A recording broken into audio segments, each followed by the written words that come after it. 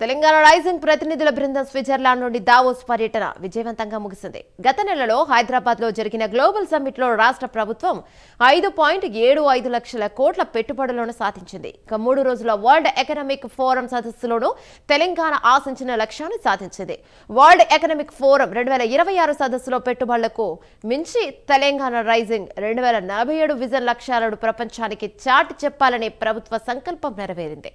3 రోజుల పాటు జరిగిన ఈ పర్యటనలో ప్రతినిధుల బృందం గ్లోబల్ క్యాపబిలిటీ సెంటర్లు, డేటా సెంటర్లు, క్లీన్ అండ్ గ్రీన్ ఎనర్జీ తయారీ రంగాల్లో పెట్టుబడులను ఆకర్షించింది.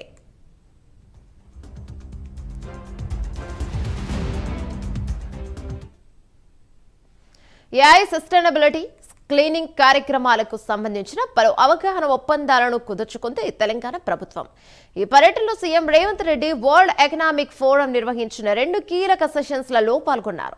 ఈ సందర్భంగా ఆయన చేసిన ప్రసంగం ద్వారా హైదరాబాద్ లో world economic follow up forum నిర్వహించాలనే ప్రతిపాదనకు సానుకూల స్పందన లభించింది.